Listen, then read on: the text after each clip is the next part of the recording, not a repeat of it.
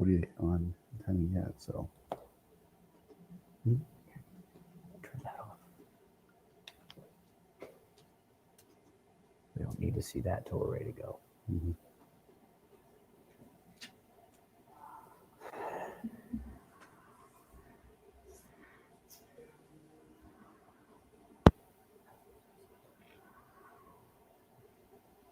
Mm-hmm.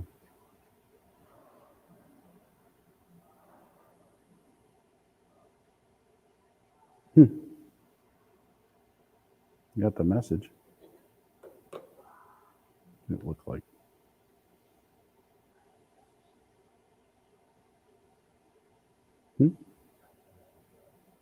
Just now, just that we're starting live now. Just now.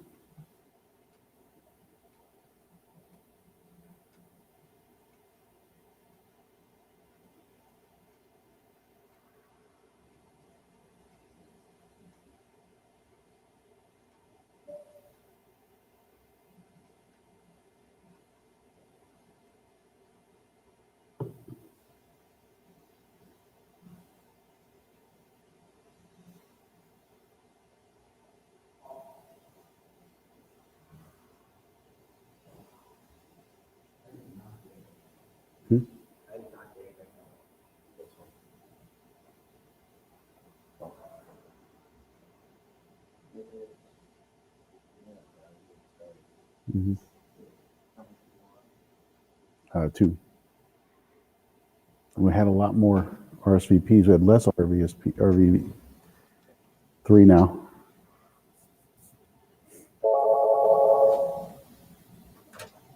What was that? Oh, it's Al. Okay. Oh, he's still unmuted. He has to mute himself. That's all right. Because he's a separate mute. Oh, okay. So when we mute ourselves, he can still talk. So we don't have to shut our microphones. All I have to do is mute us out. We're muted. Okay. Why are you talking? Why are you whispering? The first night, because you told me that the first night. I'm gun shy. So are you going to do the introduction then? Yeah.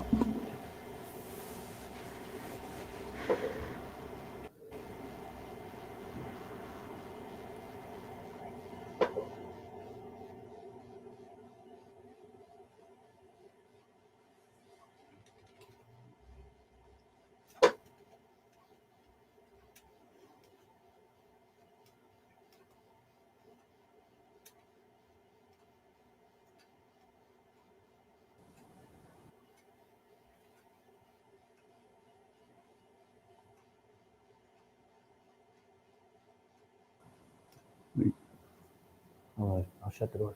Yeah.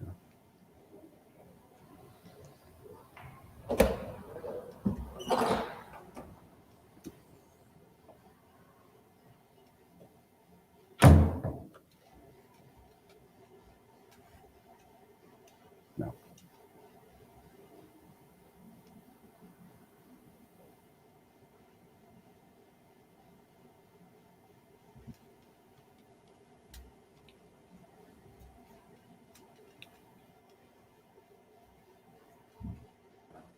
All right. Well, hello, everyone. I think let me make sure my audio is working on here. So we make sure we're broadcasting. Al, you there? You can hear me okay? I can hear you. How about you? Okay, good. Dave? Good.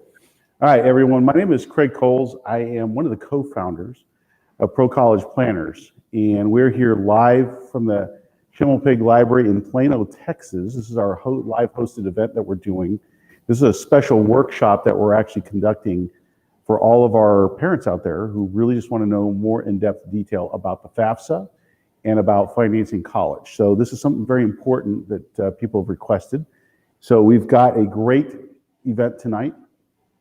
Let me kind of get things started here. How every parent of a college-bound student can have $1 million or more after paying for college. We like throwing that out because we're going to prove that to you at the end of the presentation. So a little bit about us, or a little bit about this webinar. If you failed at understanding today's college environment, again, it's not your fault. If you've been concerned in the past that college will make you work longer, put those fears to rest.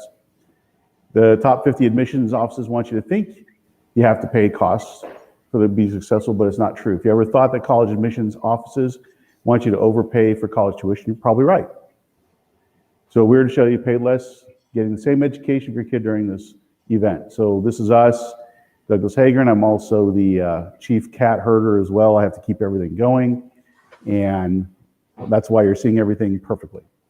All right, this is our location, by the way, 3400 North Central Expressway, Suite 1 in Richardson, and tonight's agenda. Okay, let's get to this real quick. Introduction to housekeeping items. We'll try and keep the tech working. Sometimes it drops or doesn't. You have to constantly check on the monitors to make sure that you guys can hear what we're saying.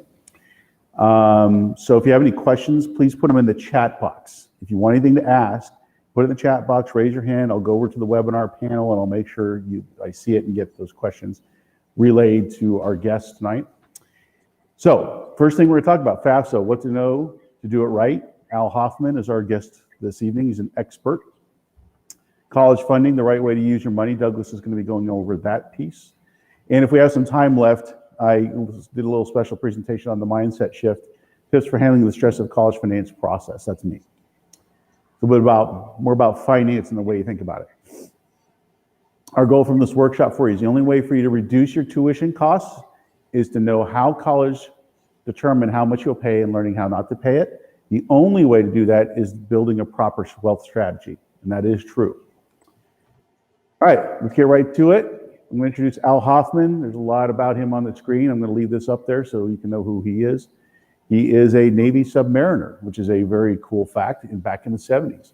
So he's been doing this for a long time. He's part of the National College Advocacy Group, dedicated to be a source of knowledge for academic college counselors. And he runs our College Funding Service Center, started in 2001. He has a lot of experience doing this, that's all I can say. So what I'm going to do is I'm going to turn it over to Al. And Al, you're there, right? Yes, I am. Hi, Craig, and thanks for having me tonight. It's my favorite topic, the FAFSA. The Department of Education over the years has done a tremendous amount of effort, and it's good effort.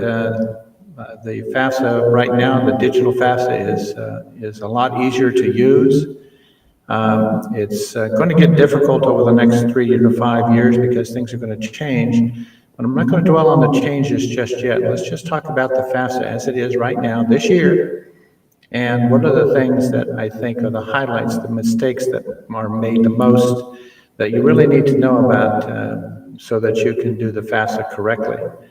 The first thing that you want to do is realize that the FAFSA, rolls off my tongue real easy because I've said it 10 million times, but it stands for the Free Application for Federal Student Aid.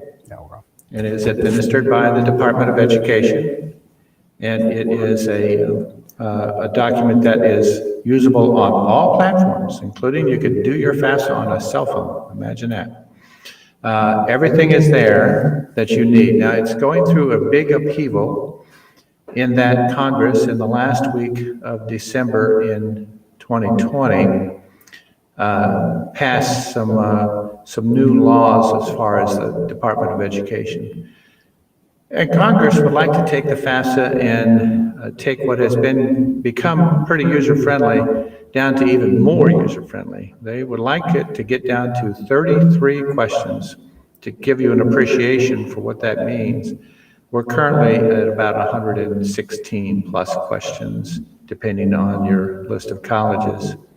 So this is a big, gigantic, heavy lift for the Department of Education to create and to change all the programming and everything. So they've openly said this is a heavy lift. We may not be able to get everything done that we want to get done, but we will head in that direction. So the FAFSA is going to get smaller and smaller and smaller over the next 3 to 5 years to where they reach that goal of 33 questions.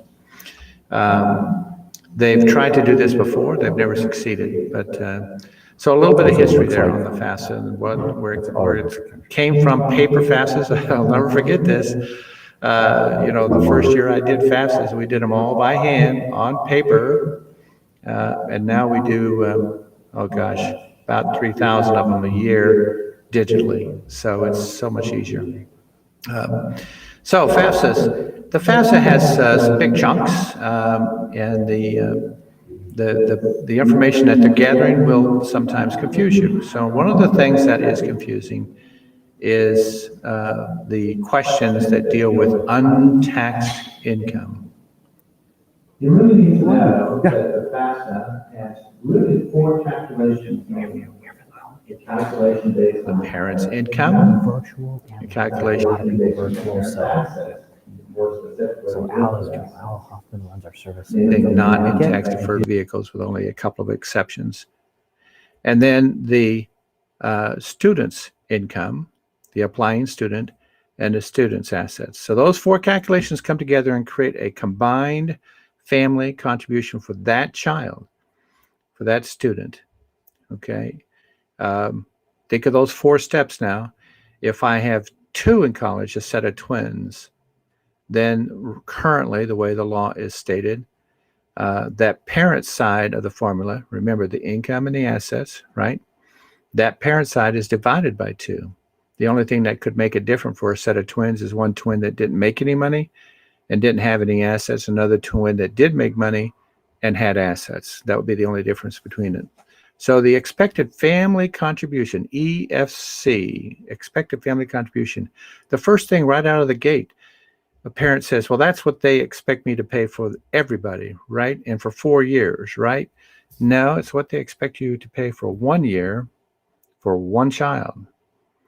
That family contribution, it leads people astray. So one of the first things that they changed is they're going to change it to the Student Aid Index, SAI. That'll happen next year. It's still the EFC this year, but it'll be the SAI next year.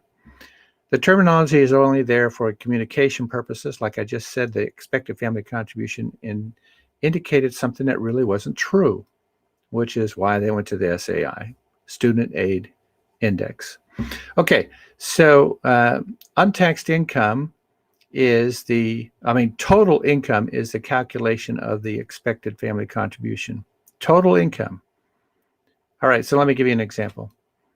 Let's say that you, on your W-2, have $80,000 in your box 1, you make $80,000. But let's also say you were very, very aggressive and you saved $20,000 into your 401k.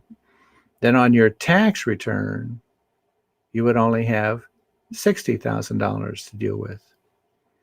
The $20,000 that you contributed for that year would be added back in. So see, they're adding back in untaxed incomes. The child support, if you were a pastor and had a parsonage, then the value of that on a monthly basis. Those various things would always would come around to increase your EFC, and people would say, well, that's not my adjusted gross income. That's my total income. That's correct, because that's what the FAFSA is all about. The evil twin CSS profile administered by the College Board is, I'm not going to give it any more time than that tonight, is the same way. It's working off of earned income and not just taxable income. All right, so the first thing is to realize what it's going to give you. It's going to give you an amount that the government that and the colleges think that you can pay for 1 year of college for one child. All right, it's going to take care of those untaxed incomes and add them back in. All right, let's talk about members in a family. The FAFSA and the Department of Education are not the same as the tax code and the IRS. Okay? You may be in a situation where your child is filing their own dependency on their tax returns, and you're not filing it on your tax return. And so you sit there and say, well, I can't count them as a member of my family. No. No, the FAFSA, Department of Education, is talking about everybody that you support, that are in your household. If you have a grandparent living with you, that's a member of your household. If you have a child that is, the only exceptions for this, you really have to look at the exceptions, not everything, because everything else is in. Okay, the exceptions would be the foster child, the child going to a military academy. Okay, those are exceptions. The child that already has a bachelor's degree and is now on their own. They're being claimed on their own FAFSA as a dependent, so they can't be used on your FAFSA.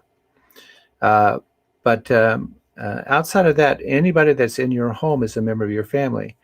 Then the questions circle around on the FAFSA, and it says, of that number, how many are going to college in the next year? So if it's 1 or 2 or 3, hopefully it's not 3, I'll pray for you. Then that is the divider factor into the parent side. Okay, the colleges. It's not hard, but it is disruptive when people finally realize you can only put on 10 colleges at a time. This is a database, a digital database. So I'm going to give the Department of Education a hard time. I still haven't figured out why, but they only allow you to put in 10. You could put in 50 in any other database. But on this one, you can only put in 10. So then to those families with the Common App and the ease of filing admissions applications these days, there's many families that apply to 12, 15, 18. The record here at the Service Center is a young man in Texas that applied to 42 colleges. Just the application fees alone would have been a couple of $1,000s. But anyway, we had to file the FAFSA 5 times. 10, delete the 10. I got you nervous right there, right? Delete the 10. How do they get it? Okay, I'll come back to that. Had to delete the 10, add the second 10, add delete the 10, add the third 10, add delete the 10, add the fourth 10, and we had to delete the 10 and add the last 2. 5 times we had to file the FAFSA for that young man. Okay, so let's go back just to the delete thing. During this time of the year, the colleges will download their information, people that are applying the FAFSA to them, okay?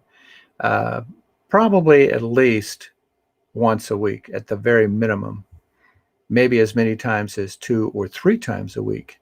So it's like a digital in-basket at the processing center in Iowa. That's where it's held at.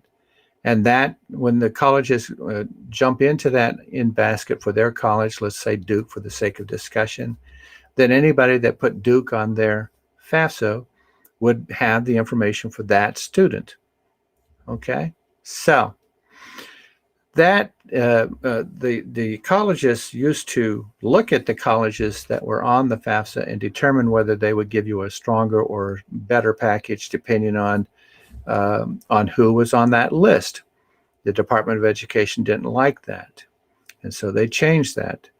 Right now, there may be 42 colleges on a list, but the college only sees themselves. So Duke can see themselves, but they cannot see anybody else. Just themselves, that's it. So there's no way that they can compromise or to use a competitive advantage because they understand the college's businesses as well as anybody. That being said, then you don't have to worry about the college's scene. You don't have to worry about the ranking. You know, if I put this one number 1 or number 2, you don't have to worry about that. So the colleges will look at their information that you send them and they'll download it. Once they download it, then you can delete that and you can bring in 10 more. So what we do here at the Service Center is we wait about 10 days. This is a week and a half, almost 2 business weeks, business days, weeks, and weekdays. And that being said, again, allows us more than ample time for the college to have downloaded their form. So when we delete, it's not hurting anything. That's the point I'm trying to make. Okay, it doesn't hurt anything. Okay, so you have to sign this digitally. And that means that you're going to have to, just a second, hang on. Okay, I'm back. That means that you have to use your FSA ID. Your FSA ID, Federal Student Aid ID, and that then allows the people to sign it digitally. This is a digital form, so you have to sign it digitally. So before you even want to really get started on your FAFSA, you want to create your Federal Student Aid ID. Okay, and this is when you go to the FAFSA and you start the FAFSA, it's going to say, okay, enter your ID or create one.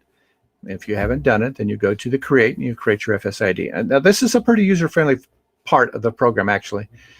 So don't be afraid of it. And it only takes you about 3 minutes to do it. It's good. Now that's how you're going to sign your FAFSA at the end. Okay, so when you have filled out your information and you sign it, then you have completed your digital FAFSA. And I bet, like I say, 10 business days later, if you have more than 10, you can add your next set by deleting the first set and adding. Okay.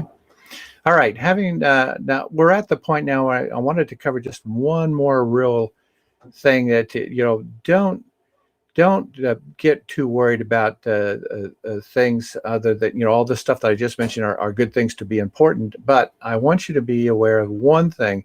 The most important question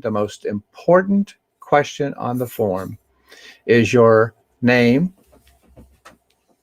your date of birth, and your social security number. Every year we have somebody that will have said, oh my gosh, the calculation is not calculated on the FAFSA. The student aid report that comes up at the end was not showing any EFC number. That happens when you have bad data. In other words, you put in a bad social security number. Wow. And I had a parent once that says, that's the social security number I've been using since kindergarten. It's on my life insurance policies. It's on my tax returns. It's everything. I said, well, it's wrong. So she went down to the Social Security Administration and she had found out that years and years and years ago, back when the child was just very young, she fat fingered the Social Security number and it stuck. And that's what she was doing all these years with all these documents, insurance, etc. And finally found it when they filled the FAFSA out for that child when they were going to college. So that really messes things up. You got to have the right Social Security number. You have to have the right date of birth for the student, for the parent, and for the second parent, if you're a two-parent family. So of all the questions on the FAFSA, those are the most important questions to get right. You want to double check it, maybe even triple check it, because it's kind of hard to fix, particularly on the CSS profile. Very hard to fix. So this document then will probably take you, if you have everything that you're supposed to have, your W-2s, your tax returns and everything, it'll probably take you about an hour. It's a bit of a headache for first timers. We've done well in excess of, 40,000 of them. So it's not a headache for us, but then it does, it is a headache for the first time you've ever done it. So if you want a pro, then fine. You need to seek out Greg and Douglas. They'll help you with getting that. There's one more concept I want to talk about on the FAFSA because it's a little bit confusing. President Obama brought this in. It was just delightful. I really loved it because it really gave a lot more time for the families to plan. But right now, for the school year, I want to teach you the concept now. For the school year 22-23, which is what we're filing FAFSAs for. Here it is, 21, October. It used to be January. We used to file in January of 22 for the 22-23 school year. Now, Obama put it back 3 months to October. So October. In October, we're filing in 2021 October your 2020 tax return information. So income is at prior year. So look at the school year, 22-23 school year, take the 22 and go back to prior, 21-20.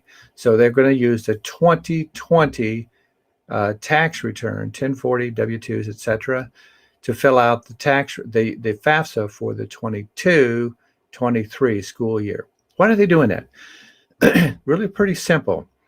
The government set up a system called the data retrieval tool. It allows the families to use their filed tax return for 2020 and bring it over into the FAFSA. So partially filling out the income section of the FAFSA. It's about 90% filling it out. So it's almost everything on that particular section of the FAFSA it can be filled out very, very quickly. So you can use the DRT tool, data retrieval tool, which retrieves data from the IRS database into the Department of Education's FAFSA database. That accuracy saved the colleges just tens of thousands of dollars, hundreds of thousands of dollars. There's a high percentage rate of mistakes on the FAFSA. I keep on saying one more thing, but I'm looking at the clock here. I want to take up about 30 minutes, Craig and Doug. I got one more thing here to look at, and that is the assets. Assets are at time of signing. Okay, so your prior year for the income, assets are at time of signing. So if you're doing the FAFSA this week, it's what is in your checking account this week. You know, what do you have in stocks and mutual funds, not in retirement vehicles, not in tax deferred vehicles. What is in your 529? So you see, you have to have those information at this time. Income wise, though, it's prior year, and it's done because of that verification process that allows and saves the colleges thousands of hours of time. I think that is a nice review of some of the more highlighted points of the FAFSA. Let's open up to see if there's a Craig or Doug. Did you have any questions you will maybe want me to address specifically above what I've already said?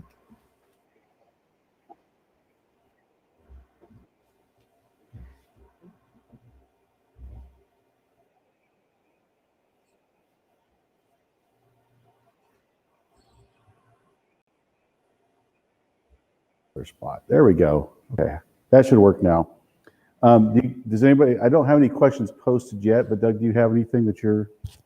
I know some people. So I think some clarification. I think it was really interesting. Is can you discuss, Al, really quickly? You know, again, this EFC number, what it actually means, and how that differs between FAFSA and the CSS profile.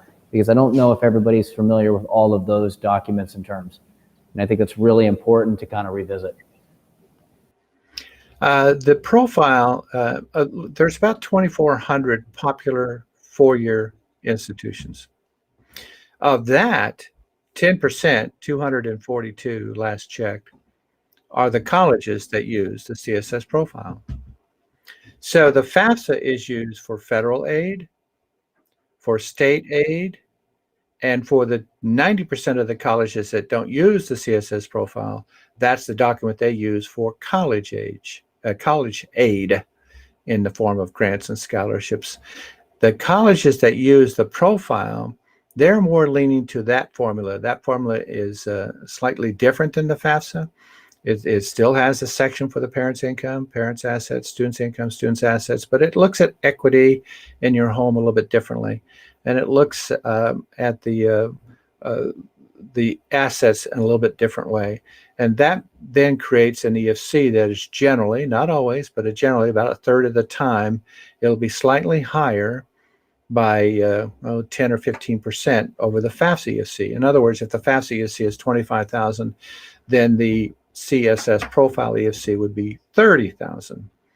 Okay, now it's not always that way. There are if you have a large family, it throws the scale in the other way, where the CSS profile is actually cheaper than the FAFSA. So EFC and the FAFSA would be 25,000. The CSS profile could be 23 or 22, 24, 23.5. Not a lot cheaper, but cheaper. These numbers, this expected family contribution, these are very important. There's a formula here that goes into other aspects of the college process, and that is the cost of attendance minus the EFC equals need. That is the number that the colleges will use to determine how much money they're going to offer you and invest in your child. And that's that formula, cost of attendance minus the EFC. So let's use a number, 30,000 cost of attendance, $20,000 EFC, $10,000 worth of need, $10,000 worth of need at a college that offers 70% average need to their last year's freshman class means that you could expect next spring in the award letter $7,000. Now I'm like you. If all parents are going to say, "Yeah, well, my need's 30,000." No, that's not the way the college is calculated. Its need is cost of attendance minus EFC equals need, and then of that, then you hopefully get a college that offers 100%, but most don't. so 70%. So now let's take a look at the profile college. The profile college may give 70% also, but now there may be funds coming from their endowments, their monies. Okay, so federal and state is on the FAFSA, and with few exceptions, there are a few exceptions, but Georgia, for instance, and a couple of colleges, being a couple of states, have their own state programs. The Cal Grant program in California, Bright Futures, there in, I think, in Texas area, but I can't remember what you guys is down there. But anyway, it's a Texas Equalization Grant, excuse me. That one's, but most of these state programs are run off of the FAFSA. Okay, so the FAFSA takes care of the federal aid, the state aid, and the college's aid for 90% of the colleges, whereas the CSS profile uses the FAFSA for federal aid, state aid, and then they use the profile, CSS profile, for how much they're going to give you from their own endowments. I think that covers it, Doug.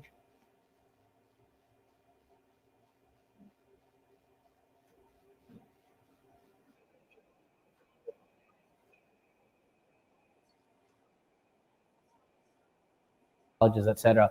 What's the latest that you should seriously be getting that filing in if you want to have a chance at all of the different pools of money? If you file, let's say that you go early action, and your deadline date is November the 1st, which is what, Monday, I guess. And that being said, then what are you going to do if you're not ready? Well, if you call the college and ask them, they'll tell you that you can still file the profile in the FAFSA late. What is that going to do? That just is going to add time to when you're going to get notified. All right, so let's use a college example. Let's say Duke early decision is November 1, and you do things, ideally 2 weeks prior to a deadline, which means you filed October the 15th, and they get everything, and they're going to send you a document out on December the 15th. If you file 5 or 10 days later than the 1st, then you're not going to get your notification until 10 or 15 days later than 12/15. So it just adds on. Now it does get ridiculous. If you're 2 months late, okay, that's a problem. But if you're 2 or 3 days late, 4 days late, 10 days late even, you're still going to be okay. It's not ideal, but kind of like the good, better, best system when you buy a drill at Home Depot. Okay, you can get away with filing late. Not advisable, but you can get away with it and still get good money.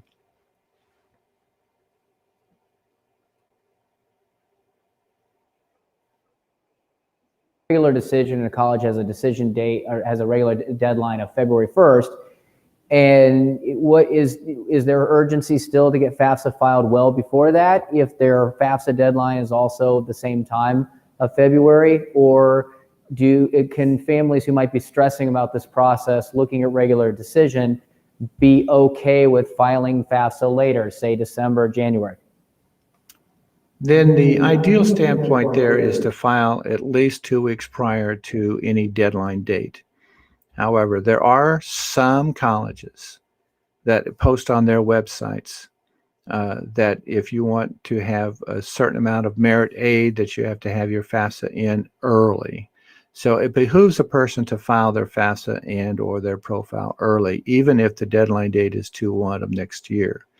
So to us here at the Service Center, we always are anticipating people going in early. We promote going in early. It is hard to determine because you have to go with every college's website every year, and it changes to determine which colleges are going to be colleges that require the FAFSA to be filed for you to get merit aid. NYU, Georgia Tech are a couple that stand out in my memory.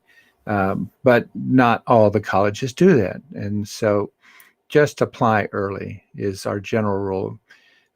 If you have a college list and you're, 6, 8, 10, 12 colleges, probably one of them is going to want you to file early. So you go with the weakest link and you file early and you can't go wrong. Early as you can, not don't lose any sleep if you can't get it out by the first, but just get it out as early as you can. Do you have any questions for Al about FAFSA application?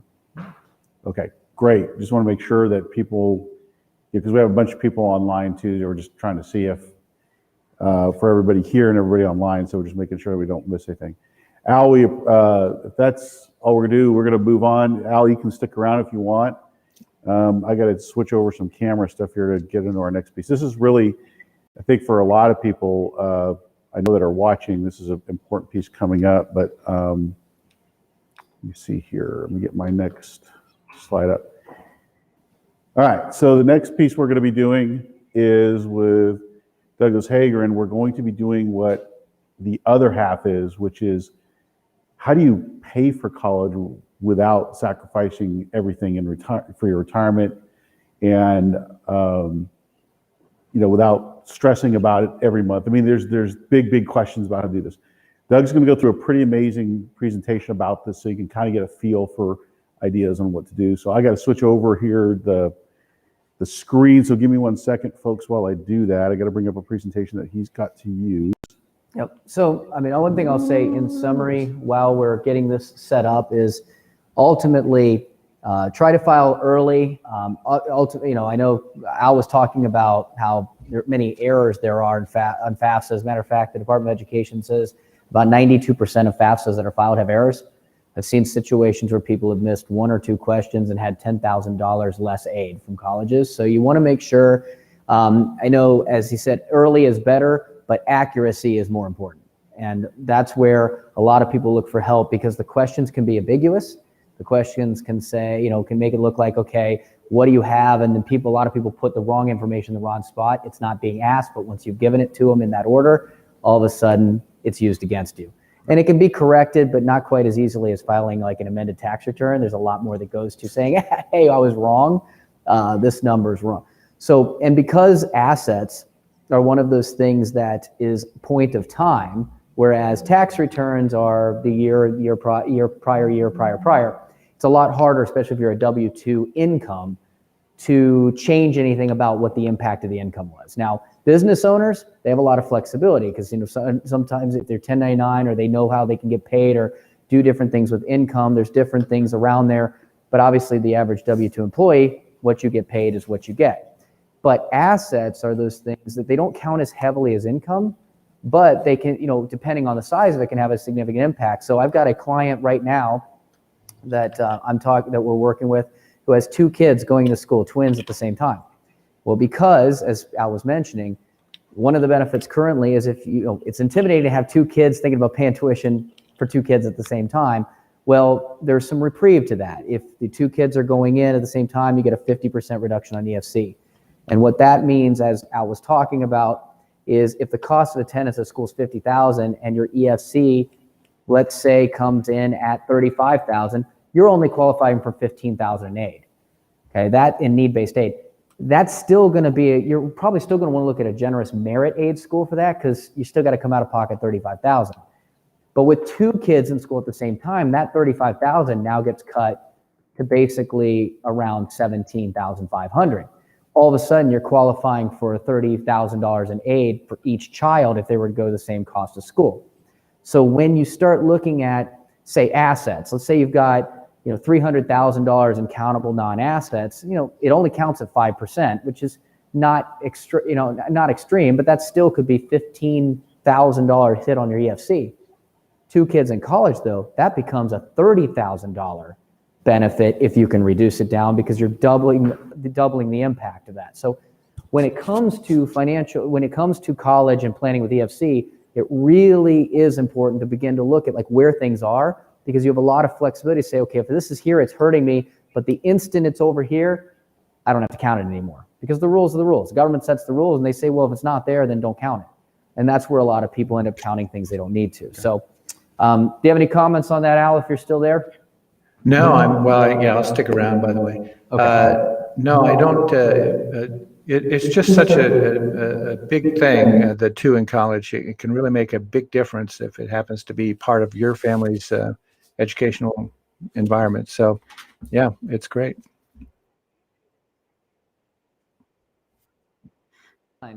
if you've got a 2 years that there's going to be overlap, all of a sudden you could see qualifying for need-based aid during those 2 years, even if you didn't qualify in the beginning. So it's really important to revisit this every single year that they're in college. All right. So speaking of that, we're going to get into the college side of things. And then I want to make sure that we're addressing what's important to everybody here. So kind of from the filing, when it comes to college, there's kind of two components. There is the component, look at it as a big iceberg. You're in a ship. There's part you can see, which is above the water.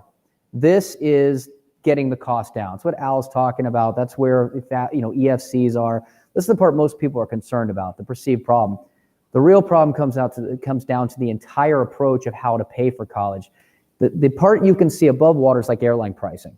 Okay, everybody pays a different price on an airline. If you're paying a different price on an airline, you might get a benefit for that. You might get first class. I only paid $90 to fly first class down here from Minneapolis. It was amazing, the deals you're getting right now. Why not, right? I don't normally get that all the time, but that's awesome, to get that. You might at least get more legroom and coach. You might not sit next to the bathroom.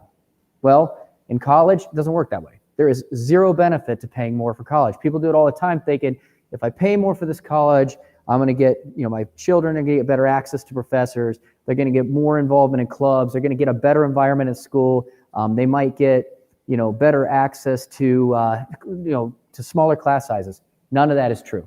All the stuff that you read in rankings list is absolutely falsified by those that are on the rankings list that spend most of the time marketing that. So don't be swayed by glossy brochures. There is zero return on investment for paying more for college. And so like airline pricing, everybody's paying a different price, and it's important you do the work to get your best price that you can. So going into this, go back a slide if you don't mind, Craig. Okay. What we're looking at here is this. We're going to talk about the finance side. Obviously, most students and parents are not only financially unprepared, emotionally and financially for the day that this child goes off to college. It's usually more than what they've expected. The rates, that have gone up for the cost of college have outpaced investments, and ultimately, with proper planning, the thing is, no matter how late in the game you are, and the earlier start is always easier, but we do a lot of late-stage financial planning for college for seniors. There are steps that can actually be taken to ensure that you're going to have the best college plan in place in order to properly prepare financially. You've got to understand those costs before the first invoice arrives. Okay, so naturally, tuition rates are increasing regularly.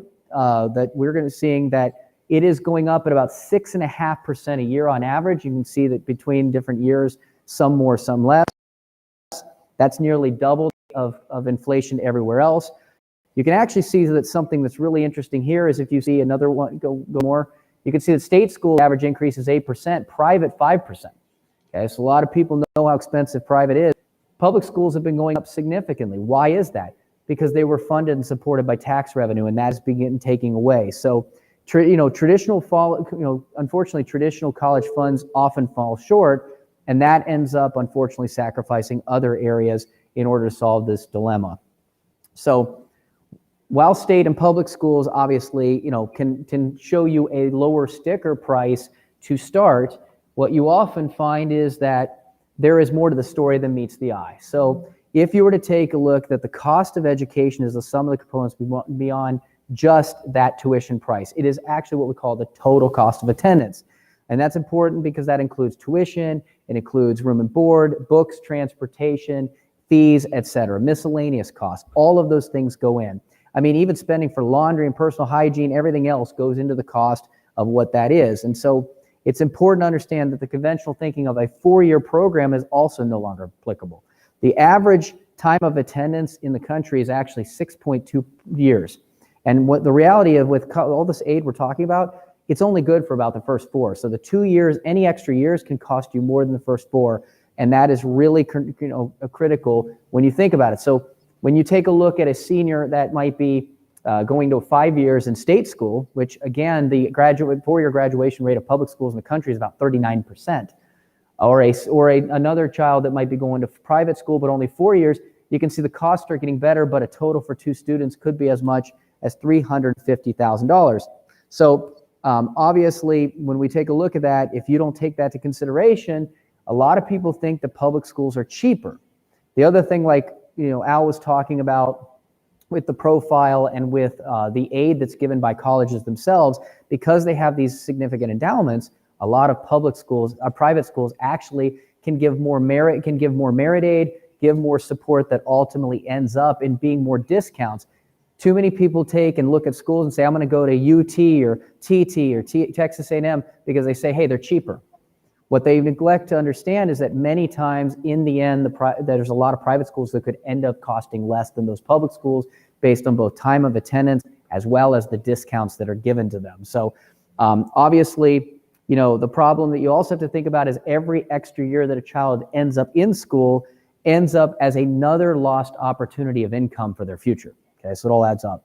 So no matter what, cost is going to be a significant one, and we want to make sure that, if you're going to be looking at what is essentially over 4 years the cost of a house, there's going to be important to get this right, okay?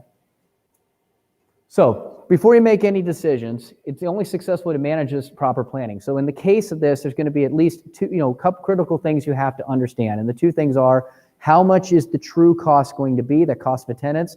How long it'll probably take is going to be an issue, and the annual increases of cost and the likeliness of financial aid.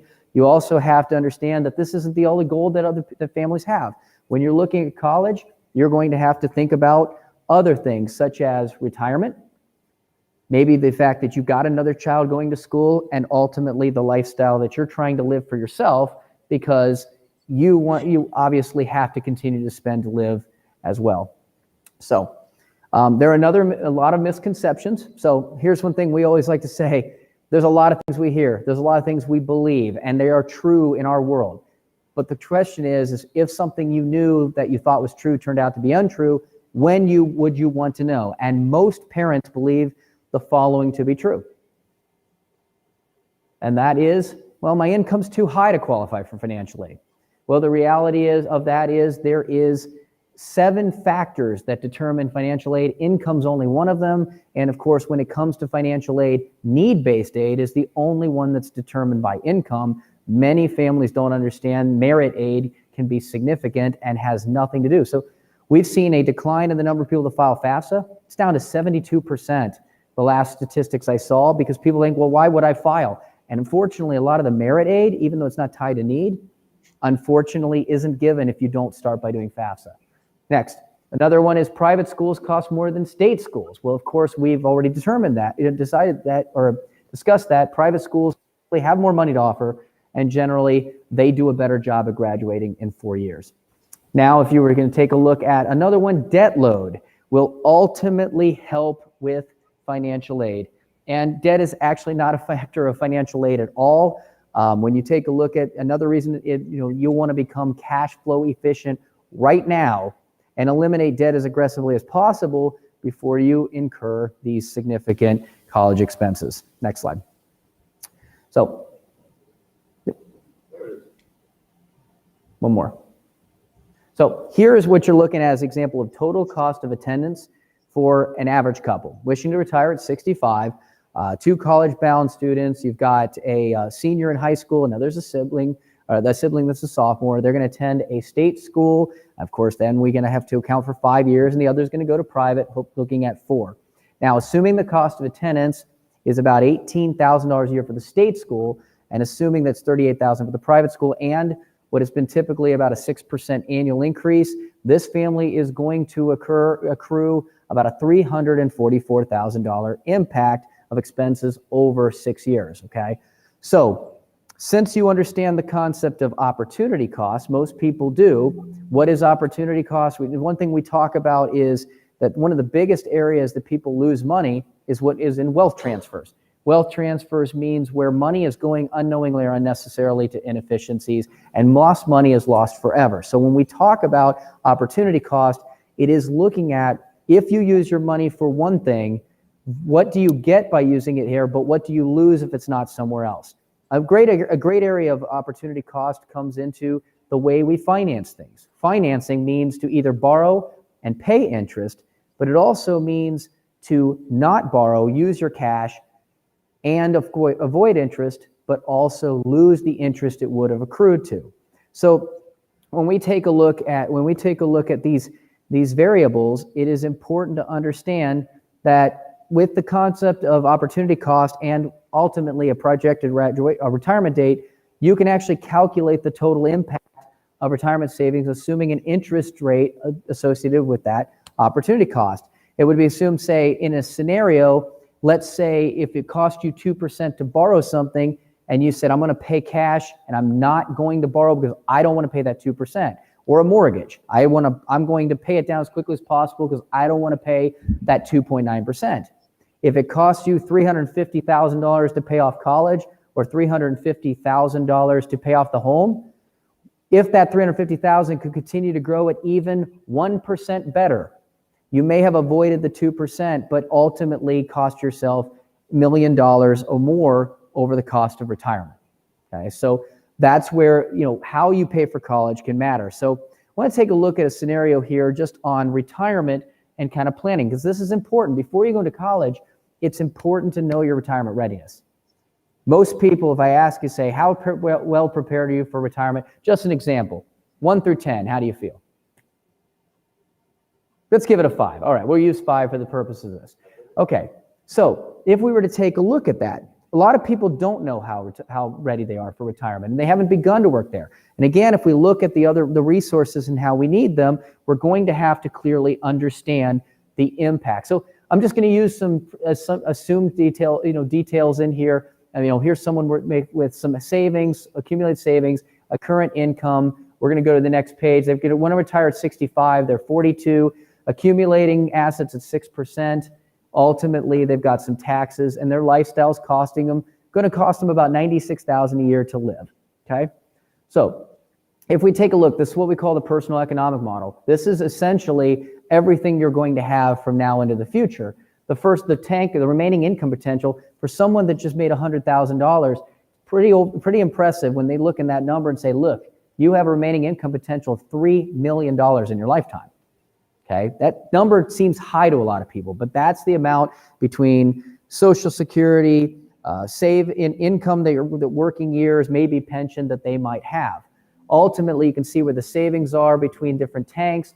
We've got this wonderful little regulator that's over here that's really is welded on by the government for taxes. And listen, gravity works in funny ways. Anything that comes out the bottom is lost forever. So we got to put a little bit of back pressure to save any money that we're not just saving into our qualified plans.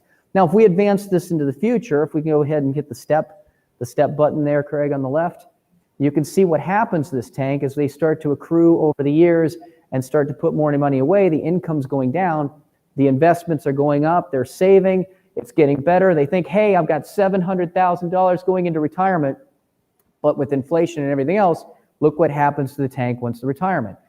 Okay, most people think, hey, I've got all this, I'm going to be okay. College I can spend for, it's not going to impact me, but it's critical to see what the impact is going to be if you're retirement ready or not before you go forward on this. So what do we have to do? Well, you have to have 4 basic questions that are very, very, very important for you to know going into anything. And those questions really simply are, if you wanted to create your lifestyle and live it today, the first question is, what rate of return do you have to get on the growth that you're doing to be able to achieve that? So in this circumstance, we've already seen the impact of what the president is. Well, let's change some things. Let's increase the rate of return to see what rate of return this person would need to be able to live the lifestyle they want. Well, you can see here, if you click on that, click the required return, you're going to see that this individual to 84 years would have to get 14% rate of return on their money every single year to not adjust their lifestyle. Okay, so let's reset that, Craig, and let's say, well, okay, 14%. How many people think that they can get 14% a year? I mean, there's people out there like Dave Ramsey think you can get 12, but I've never heard anybody say that they believe they consistently get 14. So assuming you're getting the same rate of returns that you've been getting, what about saving more? How much would you have to save regularly in order to not impact your future lifestyle? And you can see that this person would have to save $3,000 a month at those same numbers to be, if they did nothing else changed in order to get there. So we're going to keep going through these one by one. And if you go look at age, how long would they have to work if they continue to save? Okay.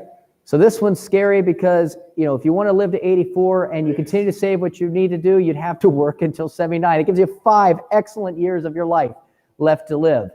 Now reset it one more, and this is the reality. If you don't know the answers to those first 3 questions, well, the reality is what will your lifestyle have to look like, and how much will you have to reduce the lifestyle? This person would have to reduce their lifestyle 77% in order to live, or in order to survive off the assets that they've saved at those assumptions. Again, there's a lot of things that can be changed and manipulated and done, and of course, it's a combination of multiples of these, but most people just don't know.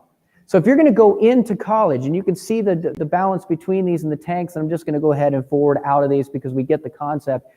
If you're going to go into college and you're going to look at an impact of 700 and potentially 789,000 impact, what's that impact come from? Well, of course, we already determined that college could have cost about 350,000, but the impact is that opportunity cost. If that money continued to grow for those assumptions, go ahead, Craig, and forward here. You can see that the assumptions here, that if that money continued to grow for that time, they could have $789,000 in their future. I talk about this with mortgages all the time. A lot of people are like, I got a 15-year mortgage to pay the mortgage off as quickly as possible. Okay, that's great. Why? Because if I don't have a house payment, I'm going to be okay for retirement. So if you had no house payment and only had $300,000 saved, who would be better? The person with no house payment and $300,000 saved, or the person with a house payment who had another $1 million more? Okay, so it's all about opportunity cost, and once we give it away, if it's costing 2.9 on the house, and we give that control to the bank, no different than if we give control of the colleges, because they're taking your money and they want it. There may be better ways to do it, and you need to know if your retirement before you give them the money, because once you do, you never get it back. And is your financial future going to be impacted by that? It is absolutely critical to know that and get this system, this plan in place before you ever write the first check for college, because you can't take a loan on your future, but so many people have.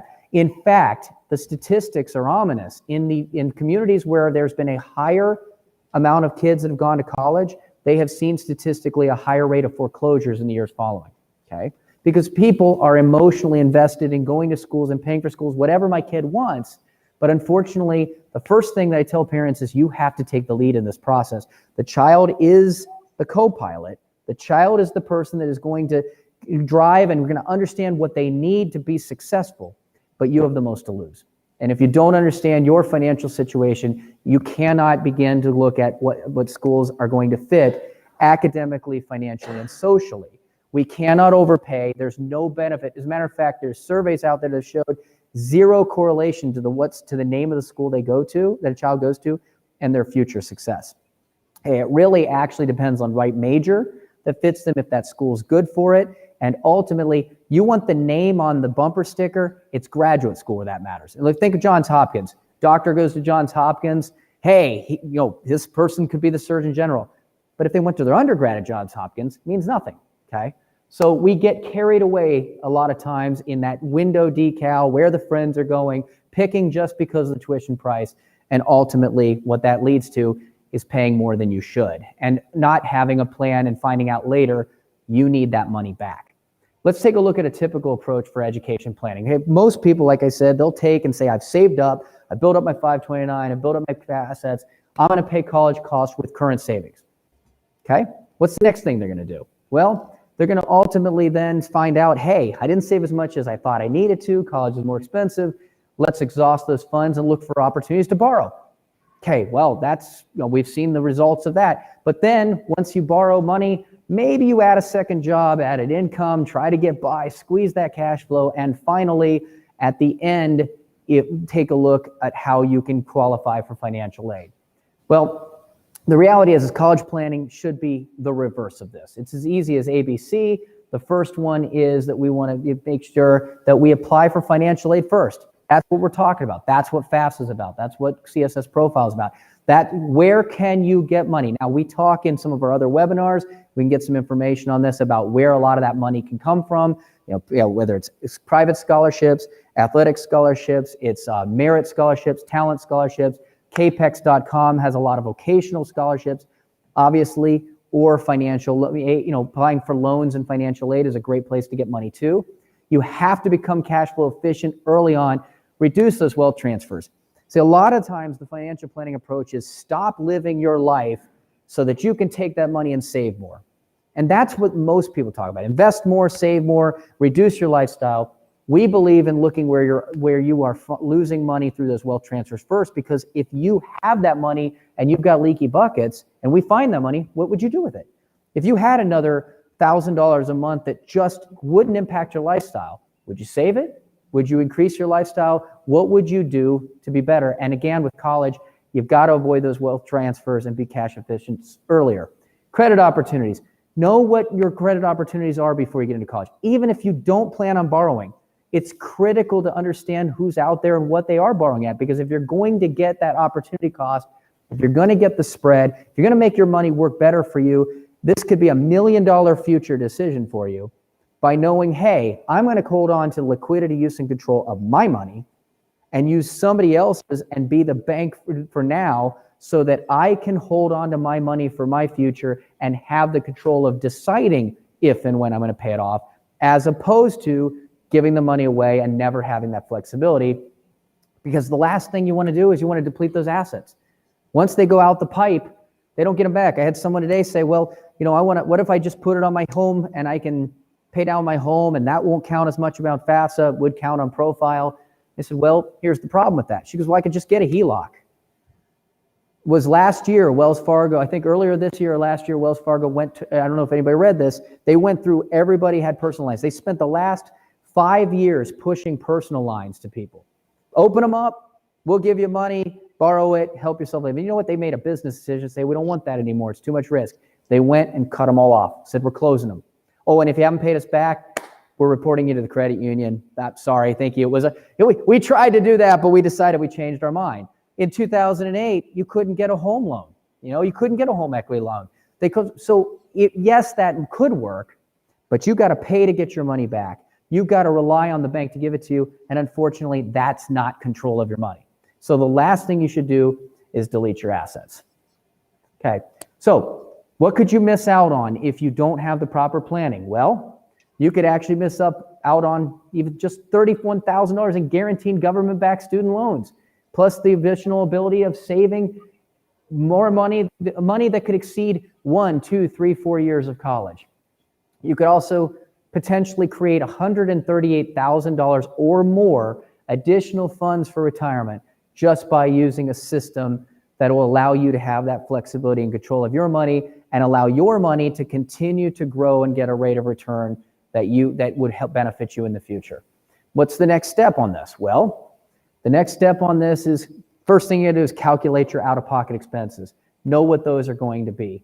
The next thing you're going to want to look at on this is you need to be aware of the type and the amount of help that you can expect from your target colleges. Do the cost of analysis. Get those net price calculators. Understand where merit aid is coming from. Understand where you can maximize need-based aid.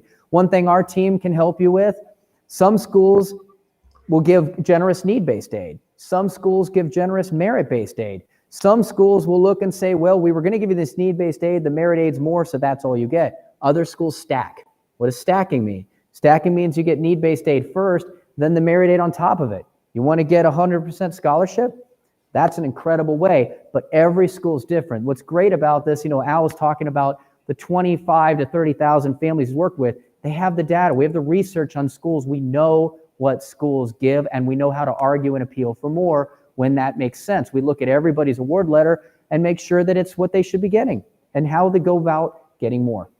With an accurate projection of out-of-pocket costs, you will understand your ability to pay for college.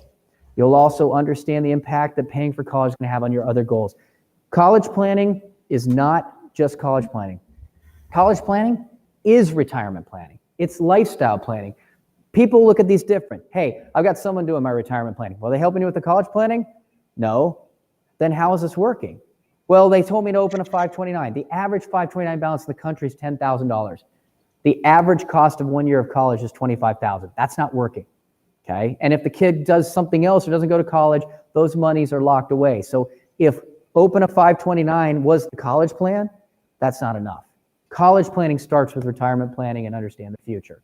So find the best approach for you. Everybody's different. That's what's great about this.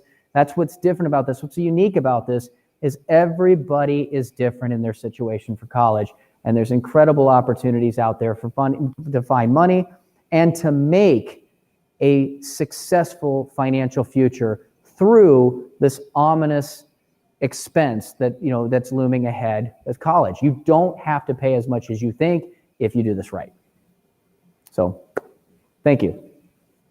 All right, so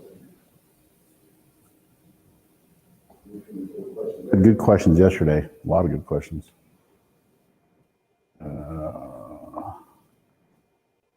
Make sure I put the questions box up here. Let me ask you a question. What is the most important or the biggest concern that you're facing, or kind of what prompted you to come tonight? I think I talked to y'all the other day. Yeah, I mean, I think it's exactly what you're talking about is A, how do we pay for college, but B, how do we do it and still be able to have some type of quality of life as we age. Okay. Well, you're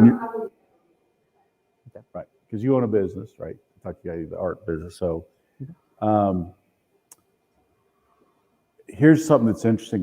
This kind of goes with the psychology. And this is the last little piece I talk about. Anybody ever think about that? Our minds are so greedy. That's the way we are. We want to give, but we also want to keep for ourselves. It's self-preservation instinct. A personal financial plan for a lot of people is a lot more personal than it is about financial planning. Because what happens is we make decisions based on sometimes what we see, sometimes what we encounter, and we do things that are irrational with our money. It's just the craziest thing in the world. A great example of that is back in the 50s, the true middle class. You know what the average square foot of the home was? Anybody have guessed? I probably had one of those Ramblers. It wasn't much. 900 square feet. 900 square feet. I was like, the average home today is 2,400. Okay, so we are taught that this guy, and there's this guy that talks about this, called the fancy car effect, as he calls it. He used to be a valet or something like that, and he says, if somebody drives up in a fancy car, do you ever look at the person that gets out of the car, or you look at the car, right? This goes on with college too, because a lot of kids want to go to what the car looks like or what the college looks like. They're the same thing, but they don't care about the kid coming out of the school who was going there. We tend to lean towards bigger, better, faster because we want that. But what you guys really talk about is something that's even more important, is freedom of time and freedom to make choices. That's what we really want. As you get older, you realize, dang, I never should have bought that. And there's a story that a guy tells from a book that I know, that there was a janitor who had accumulated $4 million and nobody knew how the heck he did it. And then there was a very wealthy Merrill's vice president who had to declare bankruptcy in 2008, who had all the knowledge in the world, all the information, everything. And he went to the judge, he says, I have no money left, because he bought 25,000 square foot homes and he couldn't pay off the mortgages anymore. He spent all his money. And he worked for a very big bank. He had all the knowledge. The janitor had no knowledge. He was just like, I just put my money away and this happened, right?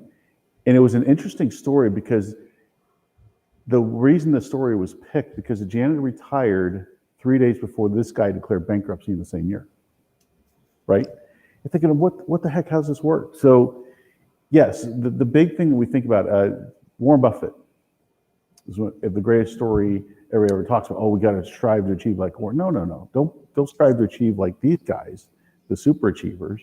Strive to achieve in your own world. Warren Buffett, 99% of his wealth was made after his 50th birthday.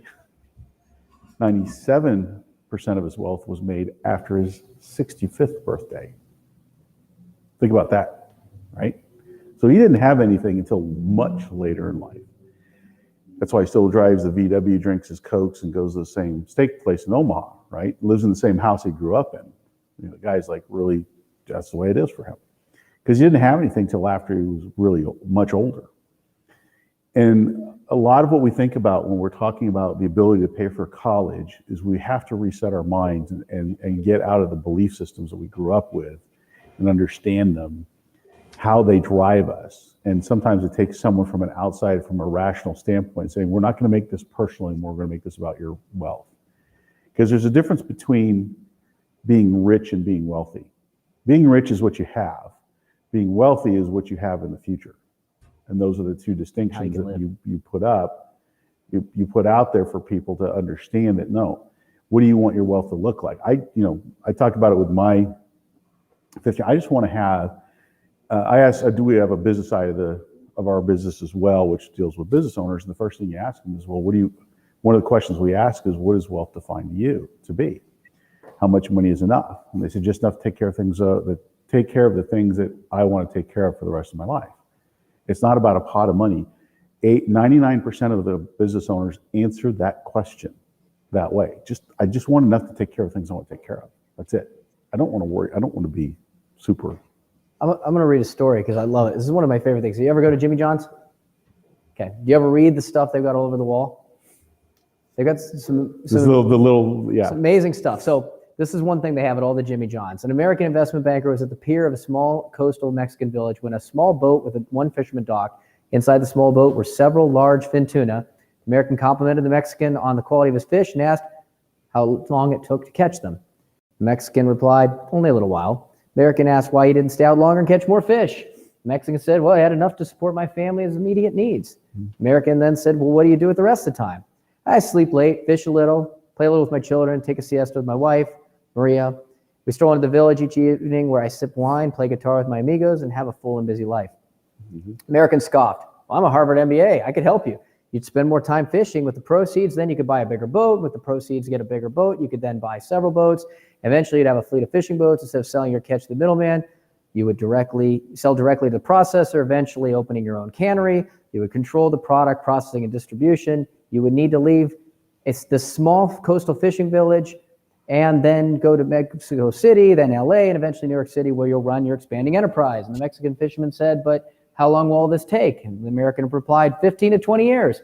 Well, what then? The American laughed and said, well, that's the best part. When the time is right, you would announce an IPO, sell your company's stock, go to the public, become very rich, and you make millions. Millions, asked the fisherman. Well, then what? Well, then you could retire, move to a small coastal fishing village where you would sleep late, fish a little, play with your kids, take a siesta with your wife, stroll the village in the evening, and then sip wine and play guitar with your amigos, right? So it's what made me think of that the whole time. I love that story. It's on every Jimmy John's wall. Yeah. So the main thing we like to stress to people we talk to is like, you have to take this walk step by step, and you have to start changing your thought process. And the worst thing you do is regret your decisions. You can't ever regret decisions because you can't change what's already been made. You can't change those decisions that already have happened.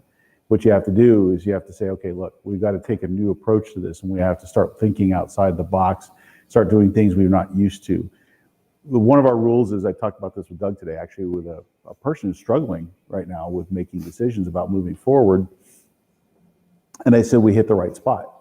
When you start pushing people towards their comfort, outside their comfort zones, we know we're heading in the right direction. If we let people stay in their box, in their comfort zone, right, from where they're at, depending on, and where they want to go is outside of a danger zone in this new area, what ends up happening is we're trying to get them to expand that new comfort zone to encompass what they want. And when we know they're pushing back on things, right? We know we're headed the right direction. You say, oh, we're hitting the right chord. They go, what are you talking about? I said, how do you think an athlete gets faster, better? How do you think a person gets smarter? You up the game. And that's the way we see things in our business, is you've got to up your game a little bit in what you're doing to make it happen. And it's okay, because guess what?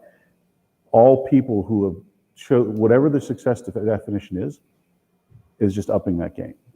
And coming back to the college side of things, what's interesting is that When the logic is put forth before the emotion on college, like again, the sticker price, the cost, where friends go, someone had told me they just really want their kid to go to Texas A&M because they want them to have that experience of that, that game day the girls' grades tailgate. Check questions. But those things right there don't translate to future success. There's a survey out there that Gallup put together with Purdue University of 30,000 people in 1 month.